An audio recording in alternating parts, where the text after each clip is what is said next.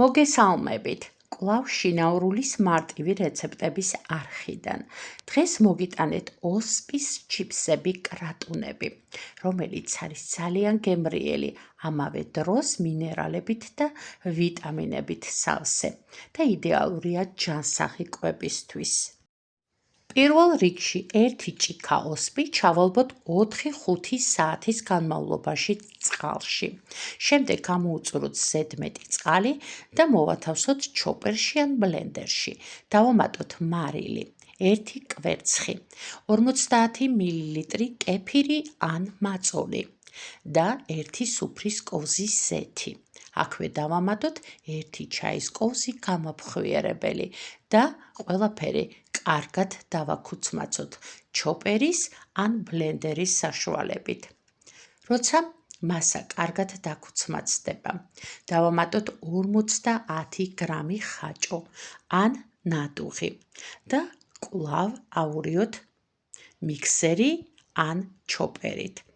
მივიღებთ ერთგვაროვან მასას, რომელიც გადავიტანოთ საცხობ ფირფიტაზე, რომელშიც წინასწარ ჩავაფინოთ საცხობი ქაღალდი და ეს მასა თანაბრად გადავანაწილოთ ნიჩბის საშუალებით.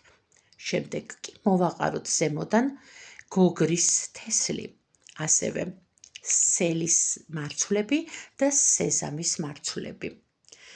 რაც უფრო ბლომად მოაყრით, მით უფრო გემრიელი ჩიფსები გამოგივათ.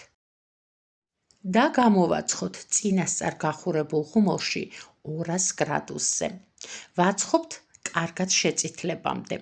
შემდეგ გამოვიტანოთ ხუმელიდან და დავჭრათ სასურველ ნაჭრებად.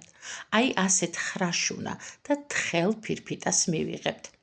დაჭრის შემდეგ შევდგათ ისევ 5 წუთით გახურებულ ხუმალში, რომ კიდევ უფრო კნატუნა და გემრიელი ოსპის ჩიფსები მივიღოთ და ჩვენი გემრიელი ვიტამინებით, მინერალებით მდიდარი ოსპის ჩიფსები მზად არის მისართმევად.